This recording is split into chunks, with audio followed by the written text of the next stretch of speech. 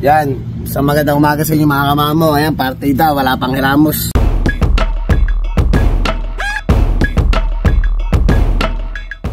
Wala pang mumug. Bumangon ako kasi pinasiyar ko itong dalawa. Ayan, sa magandang umaga sa inyo ulit ha. Alam niyo naman si kamamo. Naalala nyo nung nakaraan is naglinis tayo ng matindi, diba? Nagkasakit ako nun mga kamamo. 2 araw ko natrangkaso. So ngayon mini-maintain ko na kasi itong labas na yun. Automatic mga kamama, pag nagpalabas tayo ng mga alaga ating aso ay mga dynamite, dinadampot ko agad. Kasi iniiwasan ko, nakakita ako ng langaw, naiirita ako mga kamama. Sa totoo lang. So ngayon dinadampot ko na siya ngayon palagi, automatic na. Ayoko masayang yung pinaghirapan natin na nakaraan naglinis tayo. So ngayon, ayan, binabasa ako uli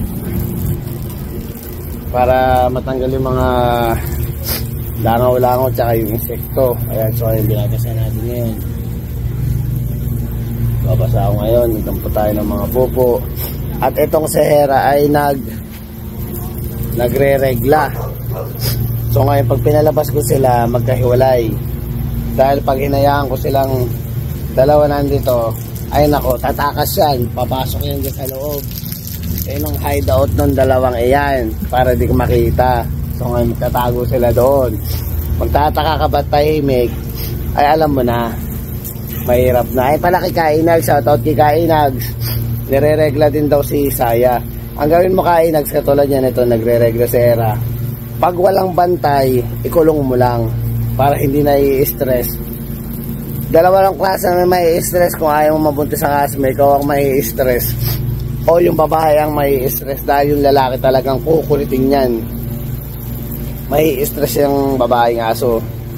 Siyempre may stress ka rin kung wala ka naman balak pa i-breed yung aso mo. May stress ka talaga kakabantay. So ang ginagawa namin pag sa gabi, kasi nga hindi naman namin kinukulong talaga yung mga yung katabi namin matulog, naka-diaper. Ay mga ipapakita ko sa'yo, Kainags. Dinadiaper ko si Hera.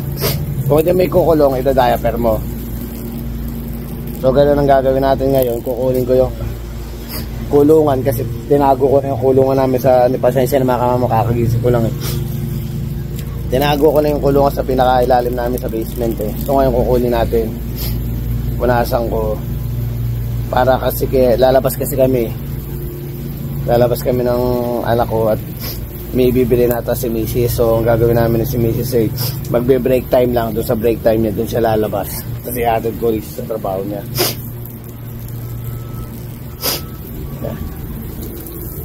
Yan ang morning routine natin mga kamamaw. Walang pasok kayo sa Bless, kaya nakita nyo nakapag ako. Kumbaga nakapag-vlog pa ako, relax pa tayo. Sinasamantala ko na dahil pag kami dalawa lang ni Jacob ay mahirap.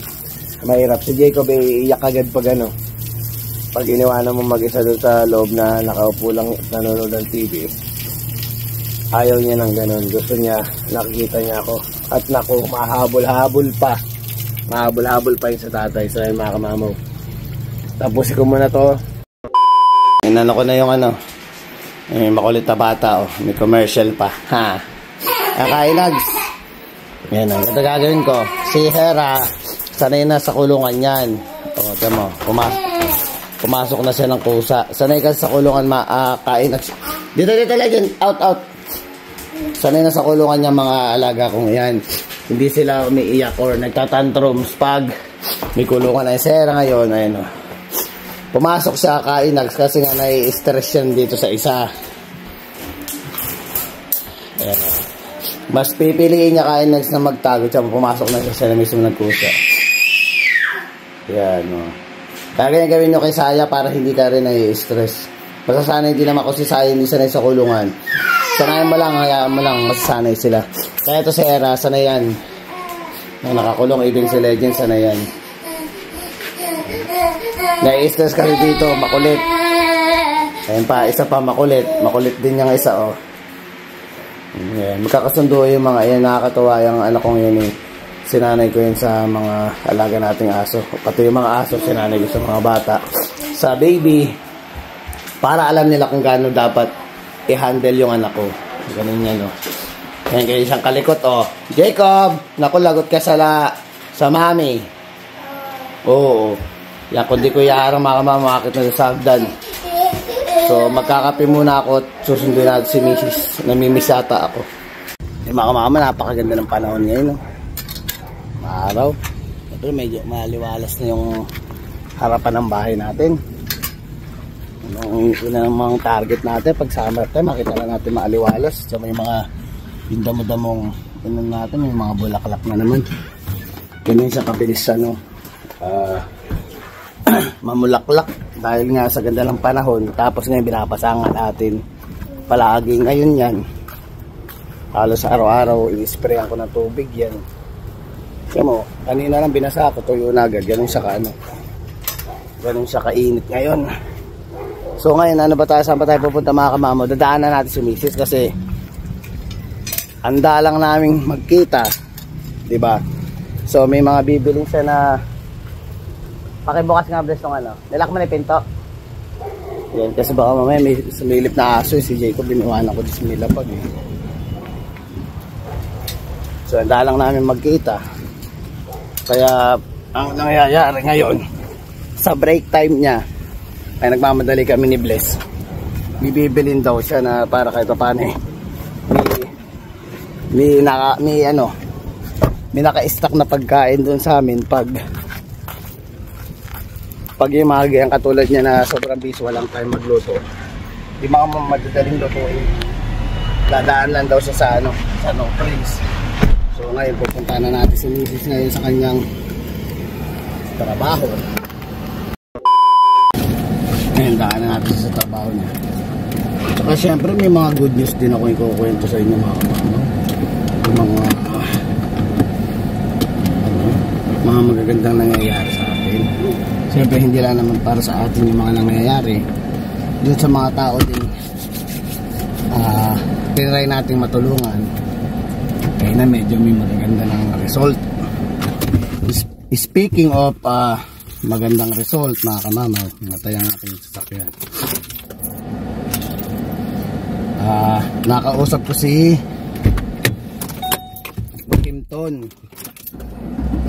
si Kimton kahapon. Nag-message sa akin ng shoutout kay Kimton sa subscriber natin from Macau. Pero dati nanonood lang siya sa Macau, tapos dito pala siya maglaland pag nag-Canada siya. So, nakilala ko siya, na-meet natin siya, and then di ba nakaraan sabi ko sa inyo nagpasa tayo ng resume niya. Tinry natin ipasa resume niya sa co-op sa pinagtatrabaho ko. Kasi siyempre bago ka dito OFW, ang sarap sa pakaramdam mga kamamaw na makatulong ka sa kapwa mo. Tapos nagkataon pa subscriber natin siya. Tumawag siya sa akin kahapon. Ang sabi niya is may interview na siya. So inong maganda mga kamamaw, sabi ko kay Kinton, maganda, malaking bagay ang nasagot mo yung tawag nila. Kasi yun ang pinaka parang number 1 requirements ng co-op. Kailangan pag tumawag sila, anytime, sagutin mo ang tawag. Dahil yun ang pinaka number 1 requirements. Kasi kung di mo masasagot yung tawag na yun, wala, magpapasa ka ulit ng resume. Ganun sila kahigpit. So ayun na nga, nasagot na nga ni Kimton yung tawag. Di ibig sabihin may chance na, diba? Ibig sabihin may chance na, okay na, di ba? Nakakausap na siya, na interview na siya sa tawag, sa phone call na interview na siya. So ngayon is tawag dito, may interview na siya sa Thursday. So sa tinanong niya sa akin, sabi niya, kamamaw o Jerwin yung tawag sa akin. Kaya tanong niya kung sigurado na daw ba yun. Sabi ko kasi, based on my experience nung tinawagan tayo dati ng co-op warehouse, is natanggap ako kung nasagot ko ngayon tawag. Siyempre sinabi ko na lang sa kanya kung nakakaramdam ba siya ng nervous, kasi nga siyempre iba yung pakaramdam mga kamamaw na gustong gusto mong makuha yung trabaho So may pressure kang mararamdaman sigurado dahil gusto mo makuha yung trabaho ngayon. Tapos at the same time, may interview ka. Sabi ko sa kanya, isipin mo na lang, Kimton, kung sa Canada nga nakarating ka. Eh ngayon nandito ka na. Nakakabahan ka pa ba sa interview? Sabi ko sa kanya. Dahil ka ako, yung pinakamahirap na interview yung my experience, may yung nag-apply ka ng Canada. Nung nag-apply ka sa una mong employer, yun ang pinaka nakakakaba. Excuse me. Yun ang pinaka nakakakaba sa lahat. So nandito ka na, easy na lang yan. Wala na yung nararamdaman mo dapat na pressure dahil may kumbaga pinapalakas ko yung loob. Kasi which is totoo naman, di ba? Dahil kakabahan ka pa, nasa Canada ka na. So sabi ko magandang ano na yan. Sabi sa kanya, interviewin daw siya and then parang papaikutin sila sa ko.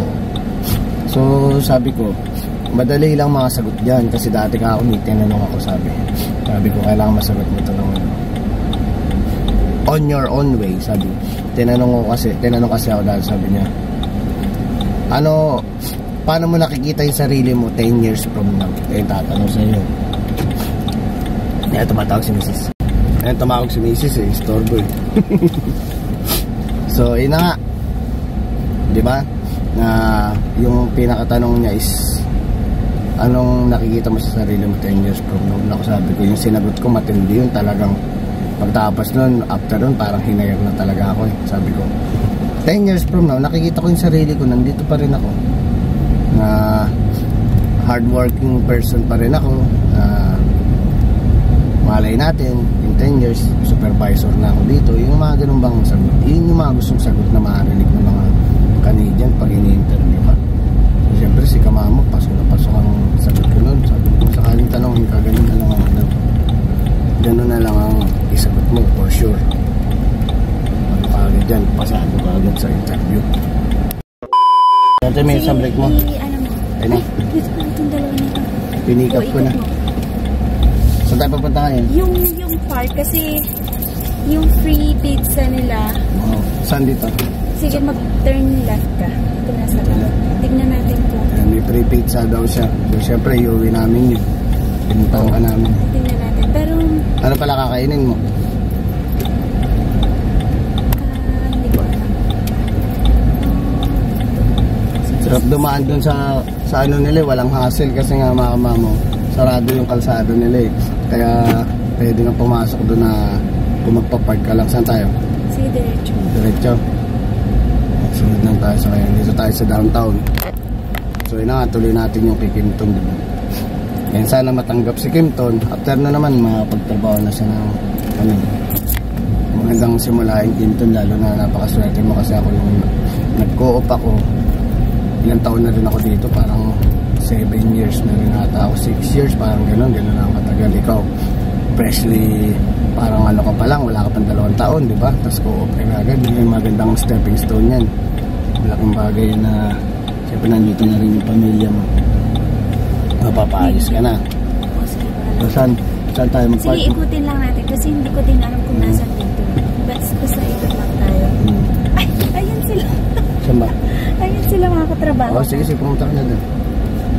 Pipick upin lang muna daw ni pizza. Nilibre silang pizza sa trabaho, sana all. So ayan Kimton, ano natin sa story sa Kimton.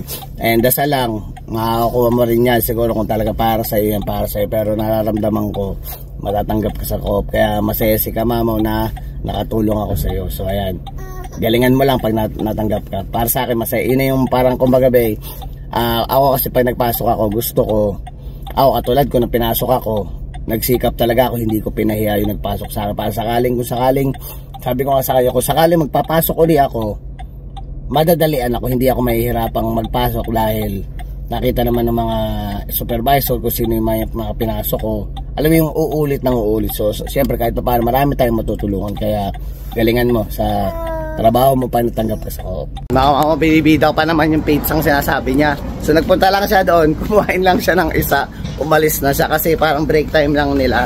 So doon sila kakain lahat.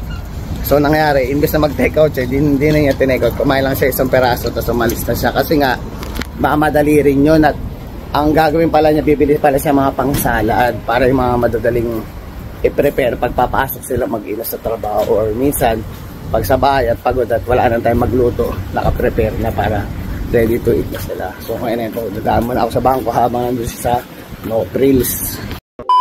Si Mrs. pala kanina nung habang nandun siya sa workers, nasa downtown siya, may parade daw na tumaan. So syempre sabi ko, isend mo sa akin yung video para mapanood ng mga subscriber natin o mga viewers natin. So ayan, silipin nyo na lang, ay ipe-play ko yung mga video para mga ethnic, ano yun, mga katutubo, mga katutubong mga tribo ba, ay mga ganyan. So mapapanood nyo sa video, ayan, ipe-play natin.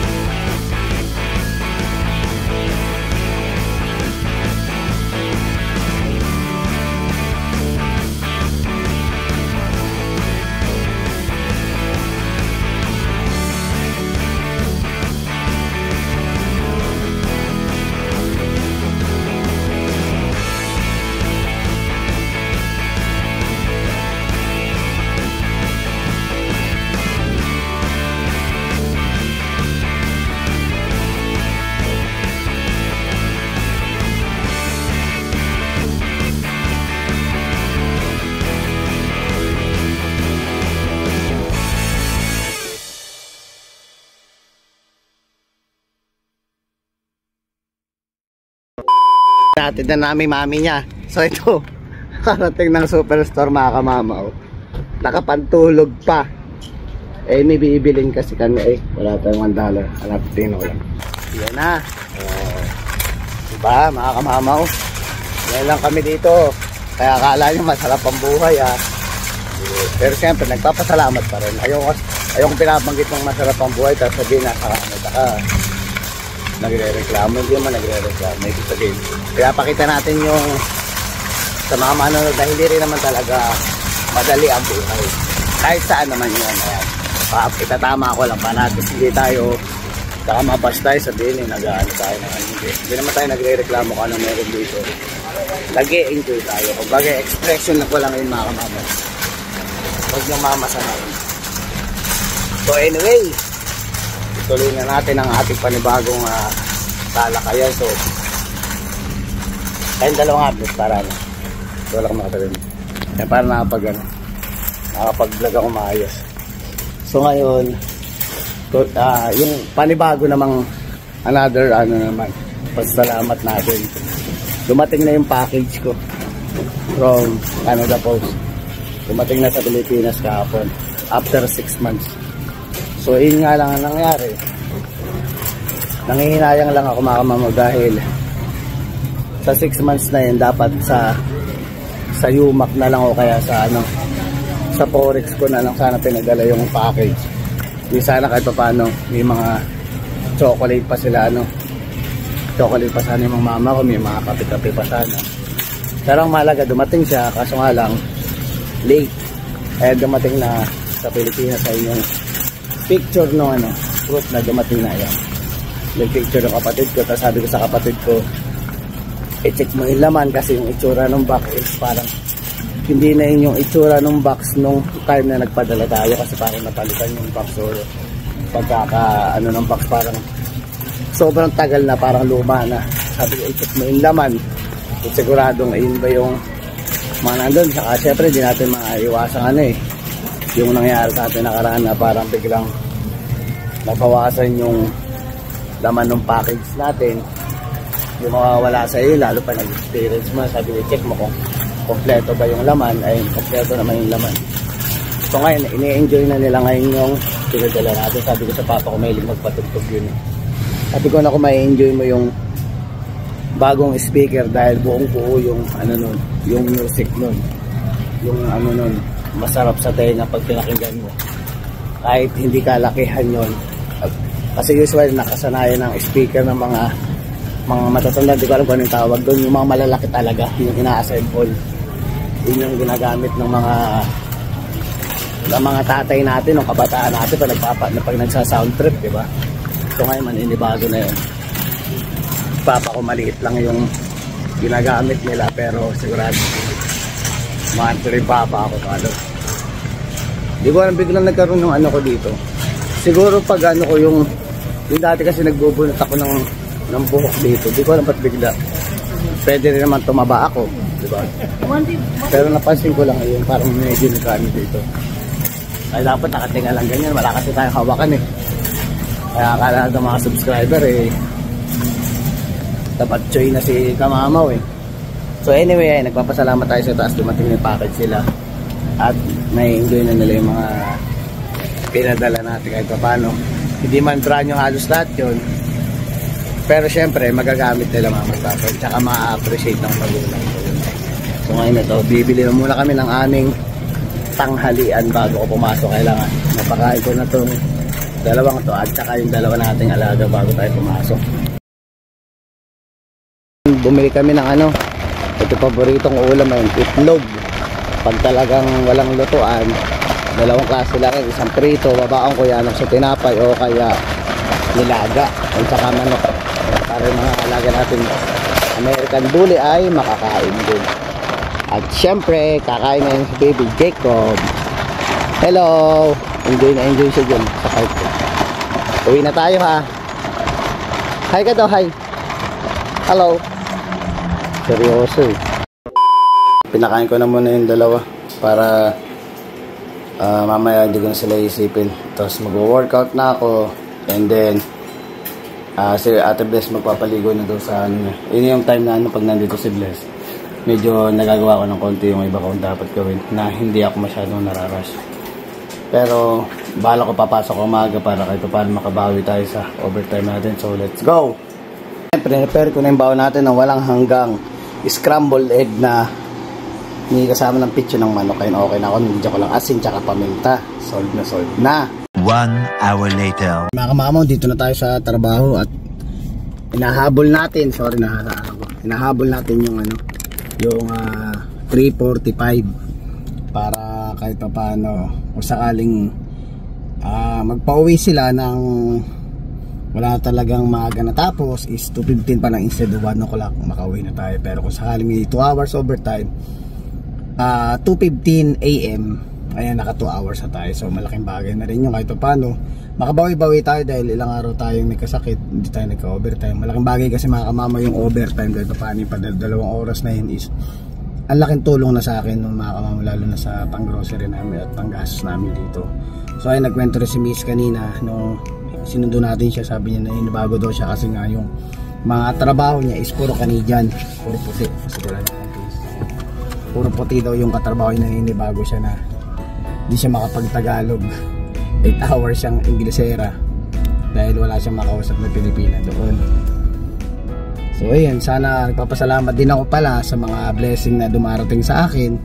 Alam mo yung mga kapraso, kahit yung mga sasabi nilang mga simple lang para sa akin, once na dumating sa akin yan, blessing sa akin yan. Kaya nagpapasalamat ako sa taas. Kaya sobrang thankful ako palagi na hindi tayo pinapabayaan. Lagi nandiyan si Lord. Kung lagi tayo nandiyan para kay Lord, nandiyan si Lord para sa atin. So maraming salamat. Sana nagustuhan niyo itong vlog. Please don't forget to like, share, subscribe, and hit the notification bell for more updates of my videos. See you mga kamamaw.